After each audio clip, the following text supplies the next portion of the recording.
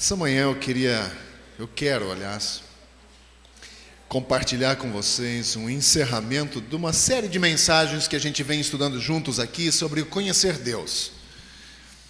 E a gente passou aí umas boas semanas falando sobre graça de Deus, sobre amor de Deus e sobre algumas características, né, de Deus.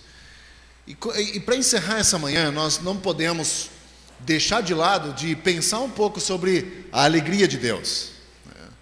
Ao contrário do que às vezes a gente pensa, né? Nós temos uma ideia de um Deus de longe, né? Sisudo, que não ri, que não sorri, né?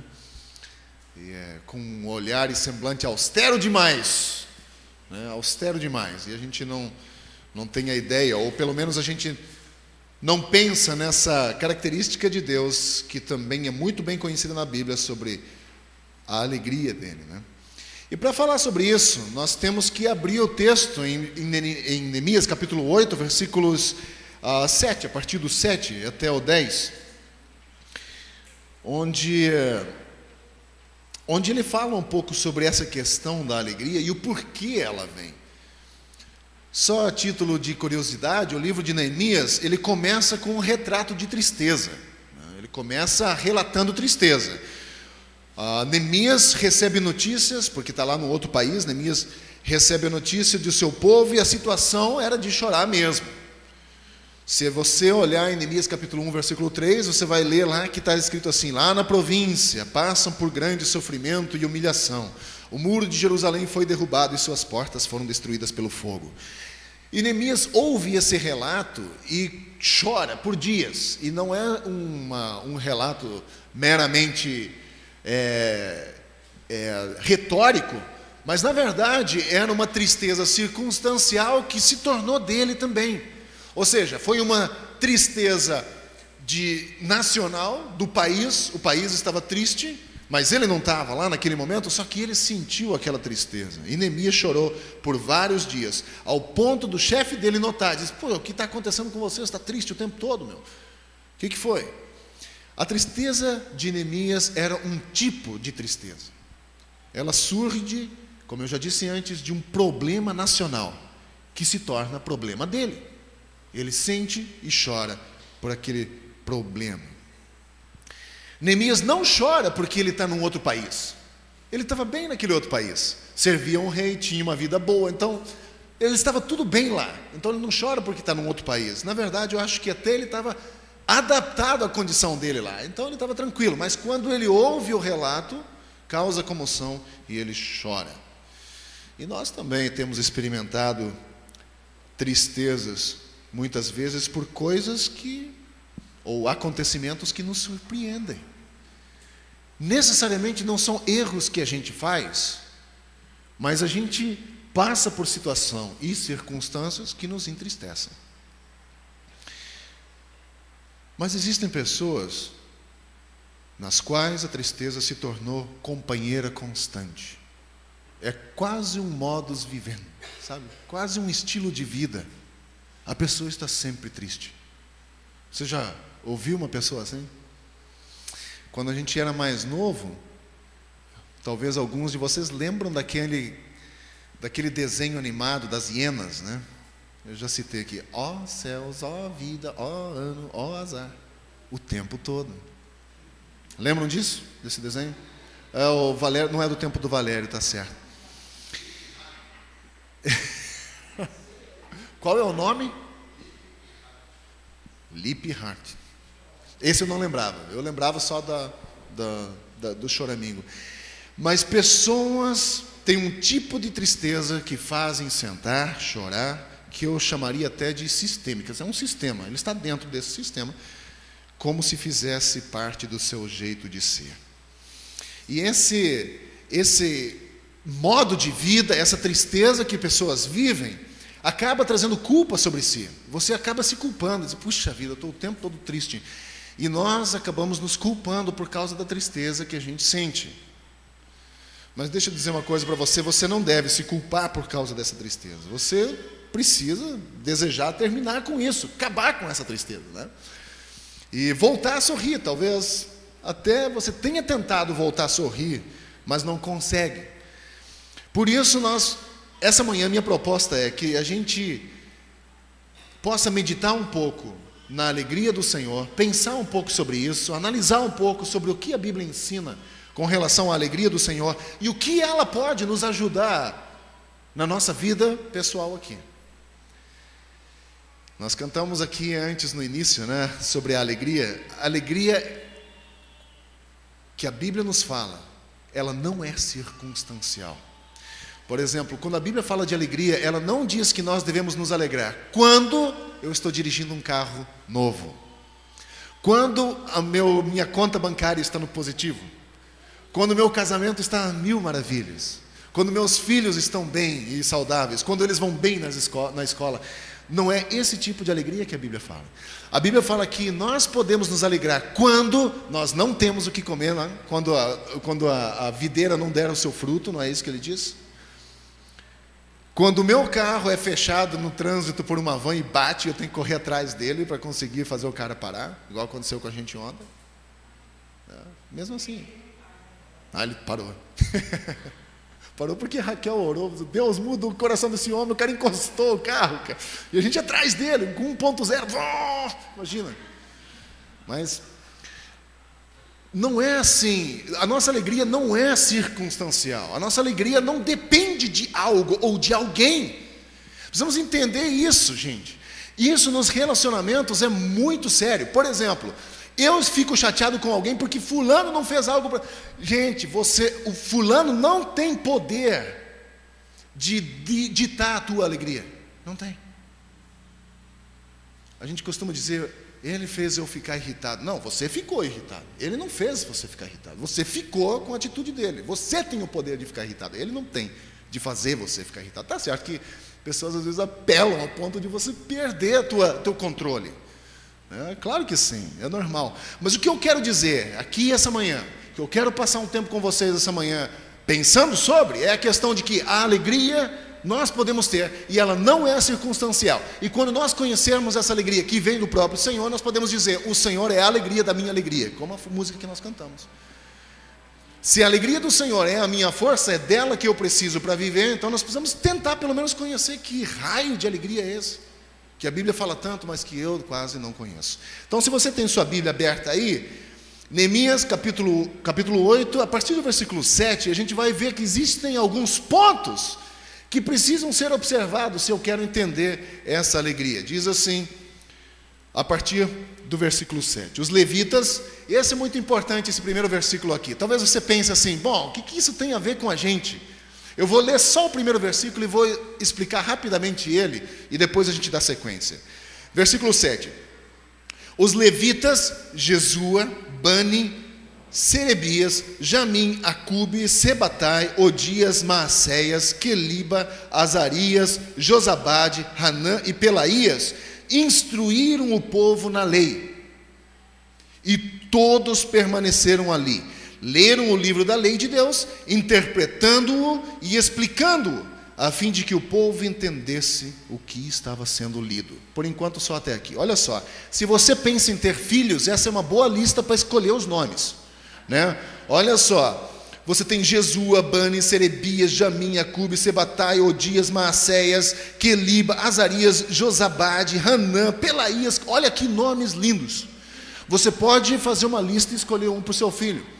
Agora, o que é o mais interessante nesse texto não é o nome deles, mas o que eles fizeram. Eles tinham uma responsabilidade. Eles leram o livro da lei, e quando o texto fala de lei, não é um código penal. Ele estava falando que eles leram a Bíblia para o povo, a Bíblia que eles tinham naquela época, leram a Bíblia, explicaram a Bíblia. Não só isso, eles leram, explicando e interpretando, para que o povo soubesse. Nós não vamos saber quem Deus é se nós não tivermos homens e mulheres idôneos, de caráter, que leiam a Bíblia para a gente, que expliquem a Bíblia e a interpretem. Nós não vamos ter conhecimento de Deus sem ter pessoas que nos orientem.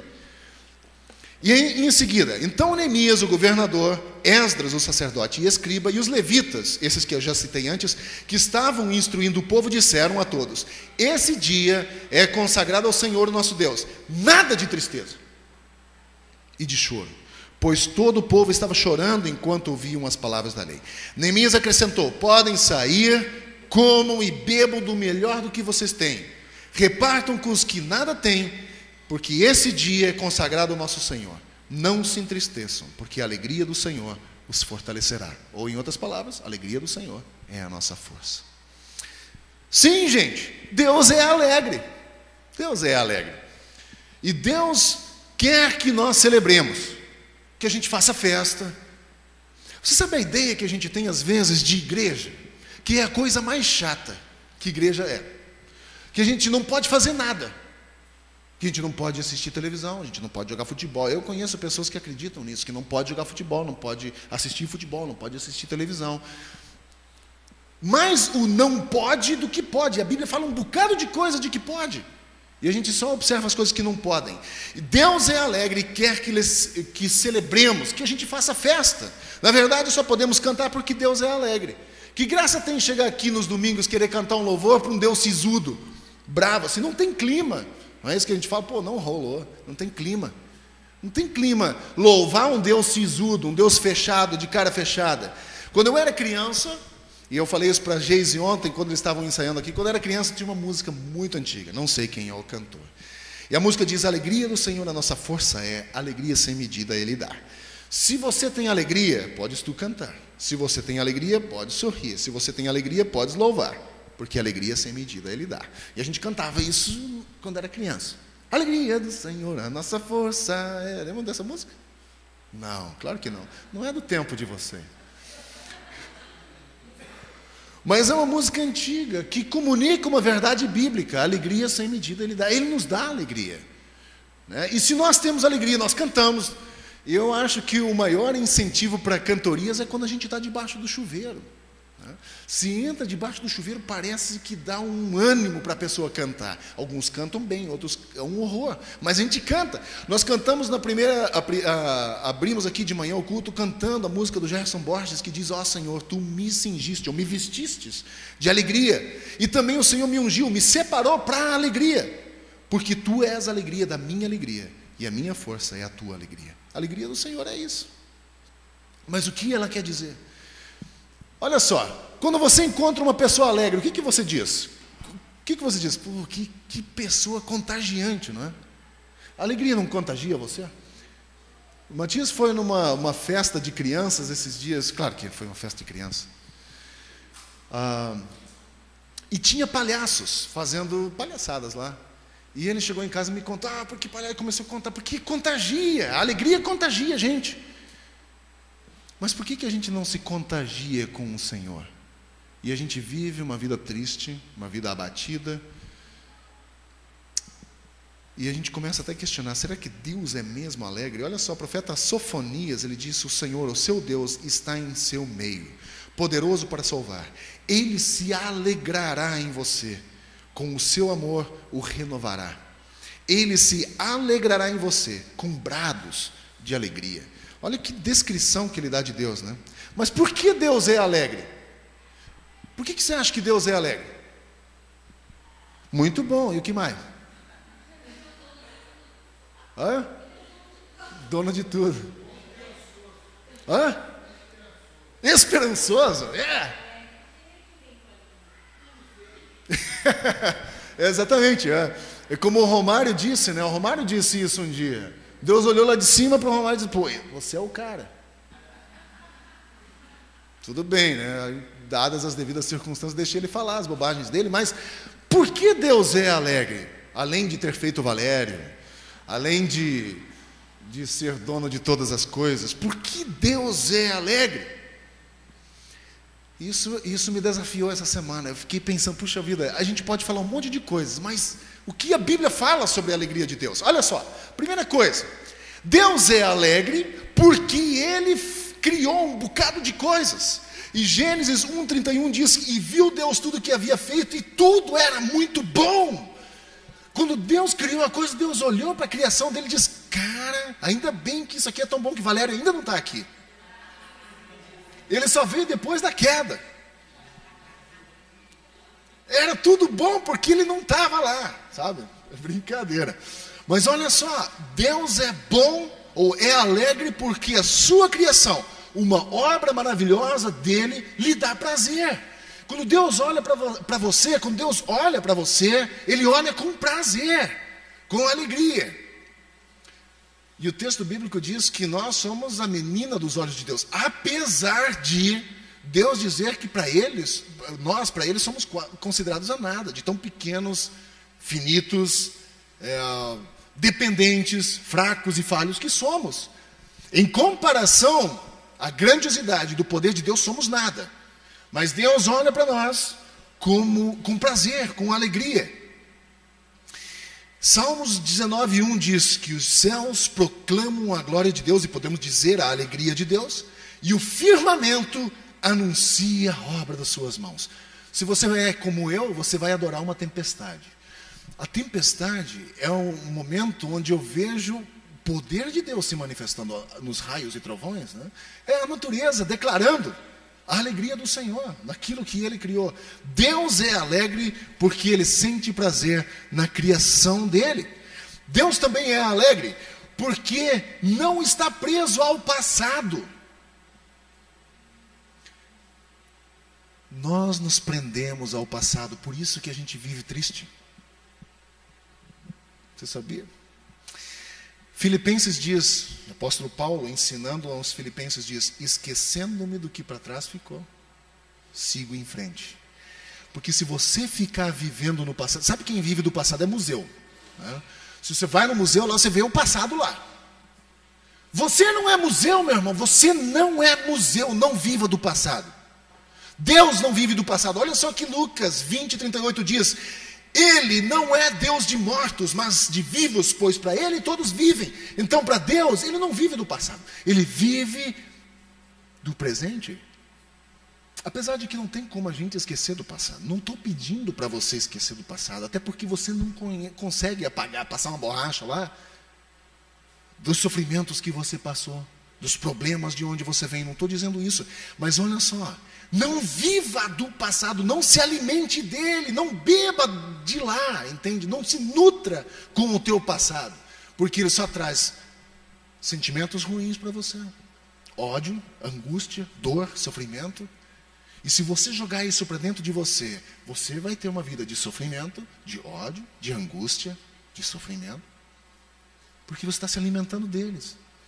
Então, se Deus é alegre porque não está preso ao passado, nós vemos em Miqueias, ele traça um perfil do psicológico de Deus. Quem gosta de psicologia aqui, Miqueias 7, 18 e 19 traça um perfil psicológico de Deus. Olha o que ele diz: quem é comparável ao Senhor, a Deus, que perdoas o pecado e esqueces a transgressão daquele que, do remanescente da sua herança. Tu que não permaneces irado para sempre, mas tens prazer em mostrar amor, de novo terás compaixão de nós, pisarás as nossas maldades e atirarás todos os nossos pecados nas profundezas das águas. Olha só o que Deus faz: Ele esquece do teu pecado.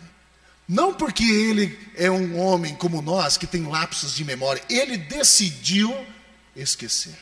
Decidiu lançar no mar do esquecimento. C.S. Lewis diz uma coisa muito interessante. Ele diz: Deus pegou o meu pecado e jogou no fundo de um lago e botou uma plaquinha assim, ó: não pesque, para você não correr o risco de pescar o teu pecado de volta. Ele joga lá e deixa lá. Se nós, como pessoas, quisermos ter essa alegria de quem a Bíblia fala que Deus nos dá, mais uma vez eu vou dizer para você: não viva do passado. Não permita que o seu passado norteie o seu futuro. O nosso passado nos ajuda a não cometermos os mesmos erros, a ajudar pessoas que estão passando pela mesma situação que você passou lá atrás. Mas não se nutra dele. Não beba dessa água mais. Afinal de contas, é o seu passado. E essa é a única vez que esse ditado dá certo. Nesse caso, águas passadas vão mover o seu moinho sim. Se nós vivermos no passado, esse nosso passado vai mover o nosso moinho. Precisamos cuidar com isso. Então, Deus é um Deus alegre porque não fica preso ao passado. E o Miqueias diz muito claro, ele perdoa o pecado e esquece a transgressão. E de novo ele diz, você vai pisar as nossas maldades e atirá-las nas profundezas do mar. Terceiro lugar, Deus é alegre porque ele está vendo como a história vai terminar. Agora olha só, nós estamos como assistindo uma novela. Eu estou olhando para a vida da Lau, por exemplo. Eu só vejo esse capítulo. Eu não sei o capítulo de amanhã. Deus sabe. E isso faz uma grande diferença. Quando nós assistimos um filme pela primeira vez, nós acabamos chocados, principalmente nos filmes mais pós-modernos que colocam um final diferente do que você normalmente esperaria encontrar, porque ele faz você pensar uma coisa e chega no final e você diz, para surpreender. Se nós assistimos o filme, ele nos surpreende pela primeira vez. Na segunda vez que você assiste o filme, você vai, agora vai contando o filme. Agora, se você for que nem o meu irmão, você sempre vai se surpreender, porque ele assiste um filme 5 vezes e ele sempre diz, puxa, será que esse filme é diferente? Ele diz, não, é o mesmo filme que você assistiu. Vai acontecer assim, não, mas ele está apanhando demais nesse filme, no outro não era assim. Meu Deus do céu, é o mesmo filme. Ele sempre está se surpreendendo com o mesmo filme que ele já assistiu. Agora, as coisas, elas nos surpreendem porque nós não conseguimos ver o escopo da história. Nós não conseguimos ver. Nós não. Mas Deus sabe. Por isso que Ele sabe como vai começar, no meio e fim. Ele sabe todas as coisas da tua vida, da minha vida. Por isso Ele tem essa segurança. E a alegria de Deus se torna evidente em Jesus. Quando Jesus veio à Terra, e nós vemos o Gilson falando hoje de manhã sobre a questão do sofrimento que ele passou, nós pensamos, puxa, Jesus foi o homem mais triste desse mundo. Foi perseguido, foi chicoteado, foi pregado na cruz, um monte de coisa, traído, negado, um monte. Mas olha só o que Hebreus 12:2 diz. Ele, Jesus, pela alegria, ele não está dizendo pela tristeza, pela alegria que lhe foi proposta, suportou a cruz, desprezando a vergonha e assentou-se à direita de Deus.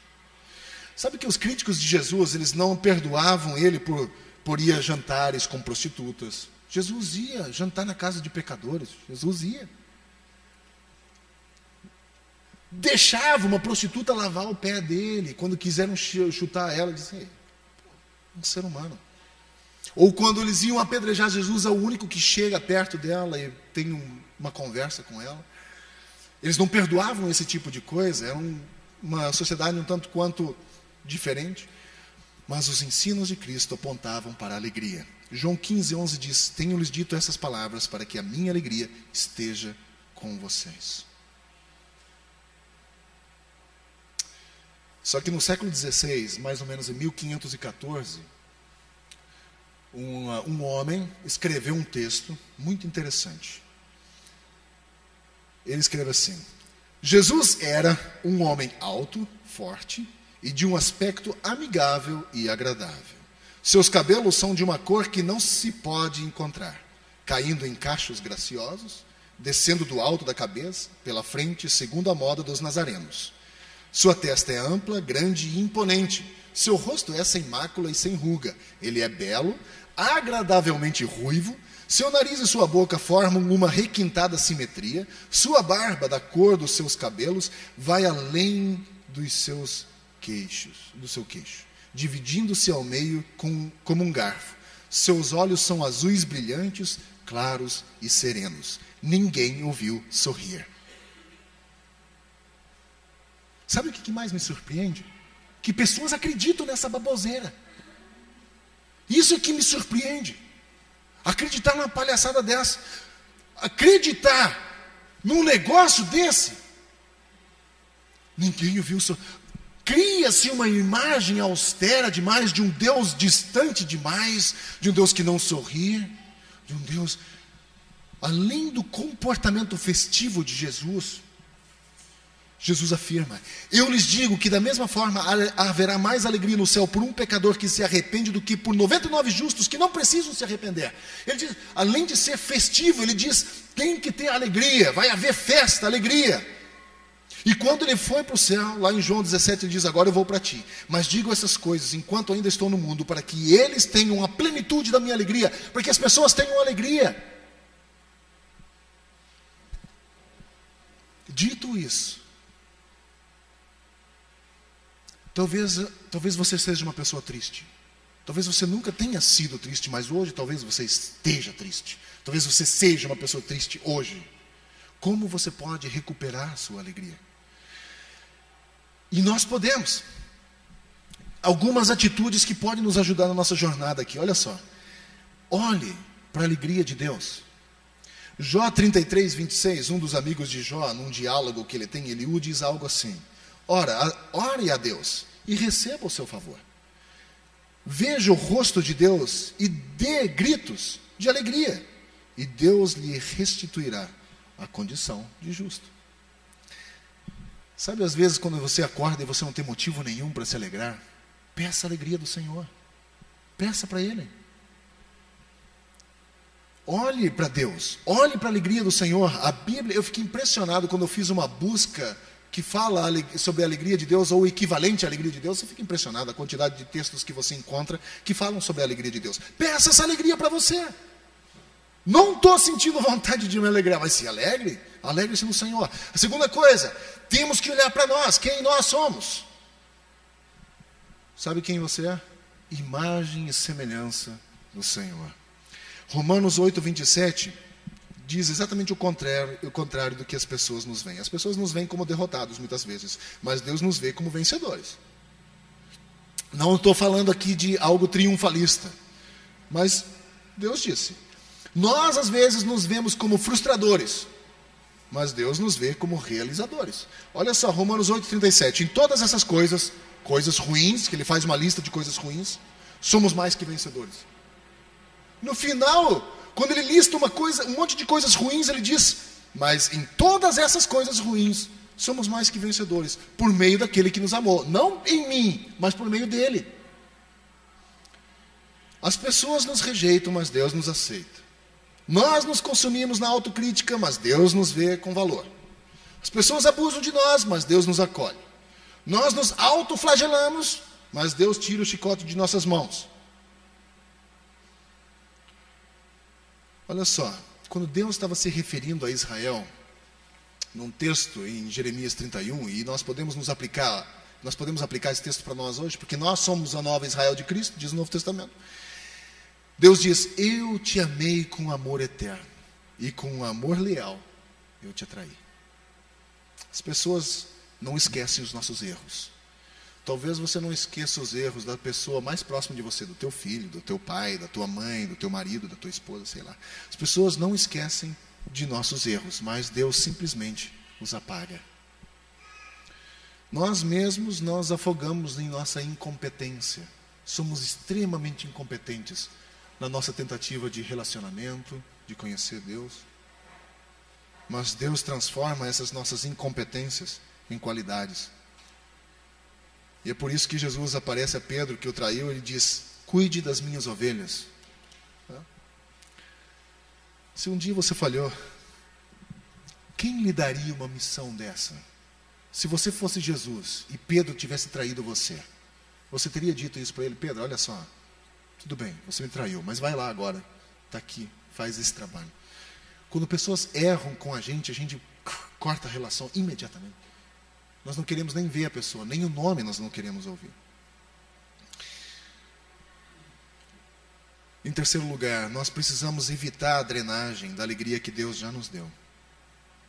Eu li um testemunho de um pastor na Malásia, ele disse o seguinte, eu descobri que é muito importante não deixar as queixas, as exigências dos outros, os julgamentos dos outros, as condenações dos outros, a incompreensão dos outros, o pecado dos outros, etc., definir o nosso valor e nossa identidade.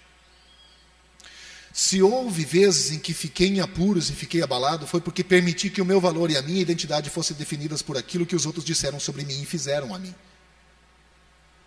acho que quando me permito fazer isso, mato o meu próprio espírito e minha própria autoestima. Então, vou logo a Jesus e lembro a mim mesmo como Ele me vê.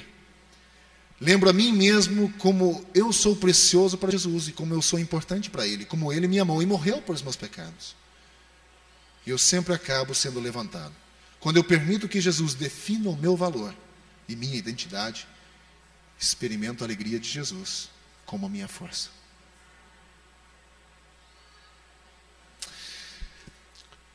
Quem você está permitindo definir a sua alegria? A sua alegria depende do quê? Você está permitindo que alguém defina a sua alegria?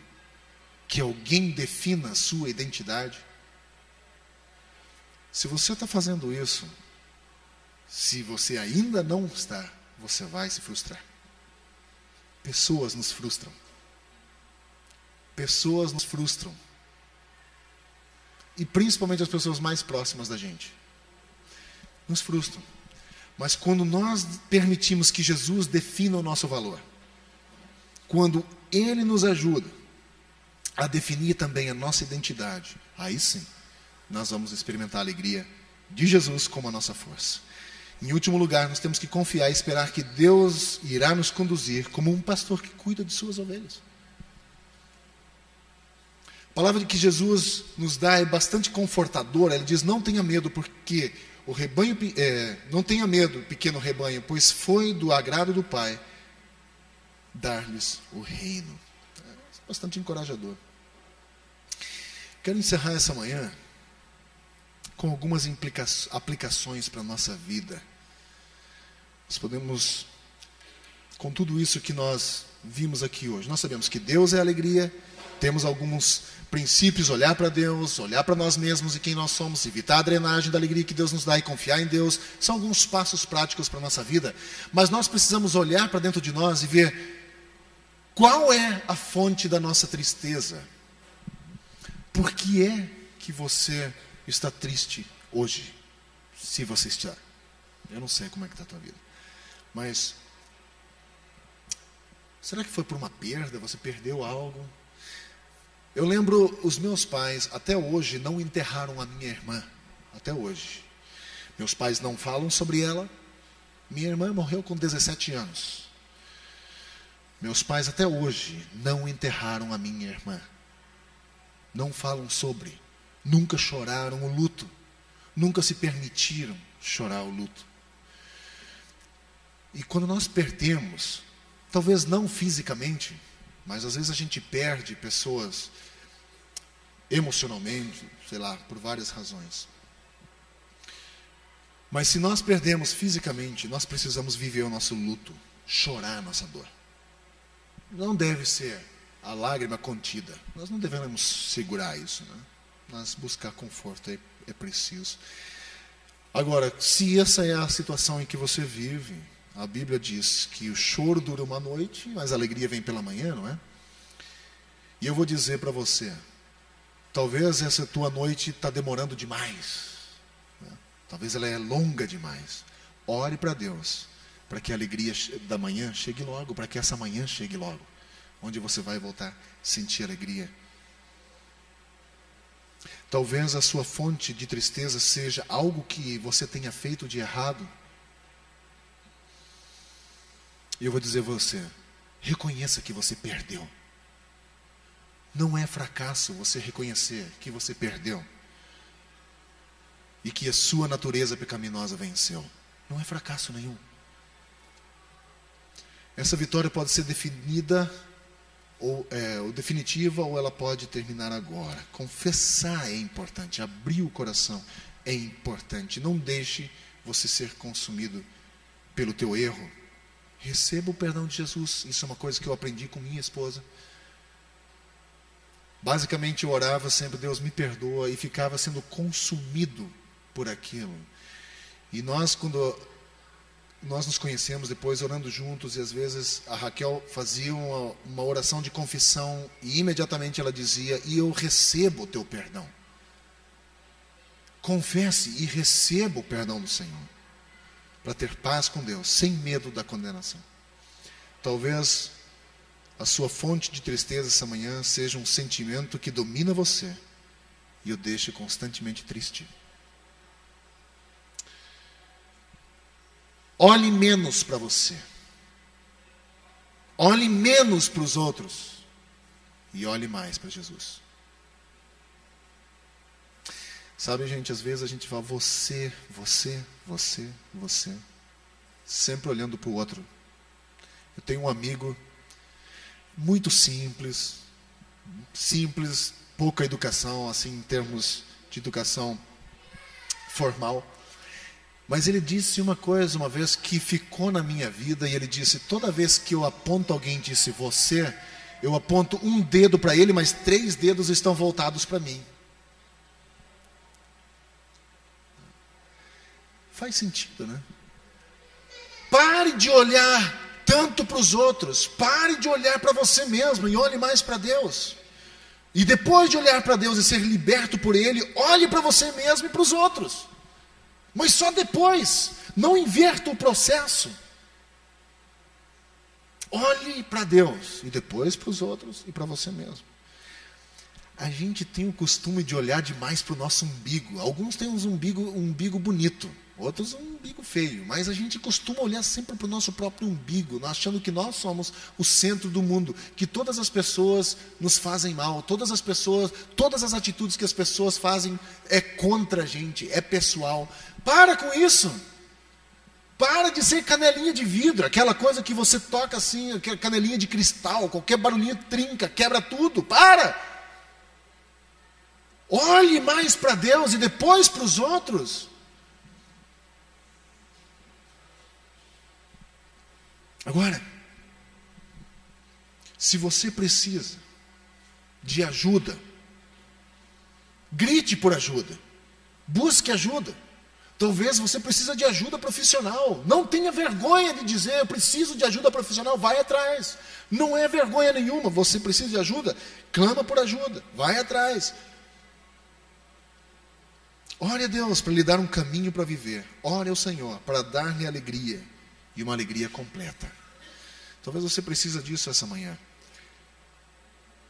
Eu penso que nós deveríamos fazer um pouco mais. Eu até falei com David aqui essa manhã, quando Davi, depois de estar vivendo horrores na vida dele, ele escreve um texto no Salmo que diz: devolve-me a alegria da tua salvação e sustenta-me com um espírito pronto para obedecer. Devolve-me a alegria. Talvez você tenha perdido a tua alegria, a tua esperança, né? Quero encorajar você essa manhã a ir para casa e pensa nesse Salmo 51, finalzinho do capítulo, acho que 12, se eu não me engano, 51, 12. Dá uma olhadinha lá, pensa nisso, que Davi fez, a oração que Davi fez: Senhor, me devolve a alegria da tua salvação, me devolve a alegria no meu relacionamento com minha esposa, com meu marido, no meu relacionamento com os meus filhos, com meu vizinho, no meu local de trabalho, com minha família. Me devolve a alegria, eu quero sentir alegria. Meu desejo essa manhã é que você tenha essa alegria. Se você precisa de ajuda, se você quer ajuda, e eu puder ajudar você, vai ser um grande prazer conduzir você. Agora, se eu não puder ajudar você, procure pessoas que possam ajudar você. Mas não sofra sozinho. Não carregue uma carga sozinho. Para isso existe a igreja. Para isso existe o conforto e o suporte uns aos outros. Não ande sozinho. Muito bom. Qual é a fonte da sua tristeza? Pense nisso. Vai para casa, pense nisso. Leia o texto de Salmo 51 e faça essa oração. Fala: Deus, eu não tenho alegria. Seja sincero com você mesmo. Não tente maquiar a verdade. Não tenho alegria. Tenho vontade de sumir. Ou fazer que nem o avestruz, enfiar a cabeça no chão e ficar lá. Mas depois, ore, por favor, Deus, me devolve a alegria. Porque só a alegria do Senhor é a nossa força. Não é a alegria de uma TV nova, de um carro novo, de nada disso. Porque quando você chega no final da tua vida, você vai perceber que nada disso tem valor. Que o que vale é realmente a tua vida. e a vida que você viveu. Não chegue na tua velhice olhando para trás e dizer assim, um pastor falou isso essa semana, e diz, quando você chega nos 50 anos, a vida começa a cobrar de você as coisas que você fez. A vida começa a cobrar de você. Eu não quero ser cobrado por algo errado que eu fiz. Não quero. E eu desejo que você também, quando chegar nos 50 anos, para muitos de vocês falta muito para chegar lá, mas olha só, não espere chegar nos 50 anos e perceber que a vida está cobrando de você algo de errado que você fez. Ou atitude errada. Nós todos os dias estamos diante de decisões. Cuidado com a próxima decisão que você vai tomar. Cuidado. Analise bem, pense bem. Porque todas as decisões têm implicações. Que Deus ajude você, que Deus abençoe você. Quero orar encerrando essa manhã, pedindo que Deus nos direcione, nos incomode, para realmente a gente ficar incomodado com isso, porque viver uma vida medíocre, eu não tenho vontade de viver uma vida medíocre. Não foi essa vida que Jesus veio nos trazer. Ele diz, eu vim trazer uma vida abundante. Uma vida abundante não é uma vida medíocre, uma vida na média. Teu casamento não deve ser uma vida medíocre, um relacionamento medíocre. O relacionamento com teu filho não deve ser medíocre, tem que ser abundante, se completo. Não na média. Ah, tá bom na média aqui, tira a médiazinha tira a média. Isso aí para perdedor. Não foi para isso que Deus nos fez. Talvez nós estejamos passando por dificuldades. E aí precisamos de ajuda. Para que a nossa vida não viva na média. Vamos orar. Querido Deus, obrigado por essa manhã. Obrigado por a tua palavra. Pelo incentivo que recebemos do Senhor, que nós podemos celebrar. Porque esse dia é consagrado ao Senhor, que nós devemos nos alegrar, regozijar nele. Porque a alegria do Senhor é a nossa força. Confessamos aqui essa manhã a nossa pequenez, a nossa falibilidade, a nossa fraqueza, a dependência, a nossa mediocridade, as nossas frustrações, as dores e da água que a gente bebe no passado, que apodrece o nosso coração, a nossa vida, a nossa alma, que nos envenena contra o nosso próximo. Confessamos isso. Reconhecemos que somos diante do Senhor podres, estamos podres como pessoas, cheios de sentimentos ruins, de ódio, de rancor, de falta de perdão. E reconhecemos também que do jeito que está, não estamos felizes nem alegres. E precisamos do Senhor, porque essa alegria nós queremos conhecer na totalidade. Deus, por favor, restaura a alegria da tua salvação em nossa vida. Ajude-nos a olhar mais para o Senhor, menos para nós mesmos, culpando menos os outros, mas olhando mais o Senhor, para que a transformação possa acontecer. Que a nossa mente seja transformada em primeiro lugar, e depois sim, eu posso olhar para os outros e para o meu próximo, com olhares filtrados por isso, com um olhar de paixão, um olhar de gratidão, um olhar de perdão, um olhar de amor. Deus, por favor, nessa manhã eu peço que se existe entre nós pessoas que talvez vivam uma vida marcada por tristeza, por sofrimento, por solidão, por frustração, por rancor, por ódio, que esse coração essa manhã seja incomodado. Por favor, mexe lá no fundo, Senhor, para que essas pessoas deixem de viver do passado e possam viver uma novidade de vida para frente, com esperança, com fé, com alegria no Senhor. Eu quero pedir essa manhã por cada pessoa que está aqui, que o Senhor derrama uma porção dobrada da tua força sobre nós. Que nós possamos ter forças para chegar diante do Senhor, que nós possamos ter forças de gritar por ajuda, que nós possamos ter forças para reconhecer o nosso erro, que a gente possa ter força também para ir de encontro a essa ajuda. Eu penso isso nesse dia. Eu peço que o Senhor nos ajude a sermos pessoas de fato alegres. Meu desejo essa manhã, Pai, é que o Senhor venha e preencha o vazio que existe dentro de nós, que talvez nós mesmos provocamos, mas que o Senhor preencha esse vazio com a tua alegria, com a tua força, com a tua esperança. Eu peço isso e confio no Senhor, porque o Senhor tem esse desejo, porque essa é a vontade do Senhor expressa na tua palavra. Então faça-nos acreditar nessa manhã, faça-nos entender essa manhã, que esse dia, nada de tristeza e de choro, mas que nós possamos consagrar esse dia ao Senhor e não nos entristecer nele, e crer que a alegria do Senhor é a nossa força. E eu peço isso para a glória do teu nome. Oro para que a graça do Senhor Jesus e que o amor de Deus o Pai, a comunhão e consolação do Espírito Santo seja conosco hoje e sempre. Amém. Vá em paz, Deus abençoe vocês. Tenha um ótimo domingo. Não saia daqui sem antes abraçar uns aos outros. Começa assim. Bom? Deus abençoe vocês.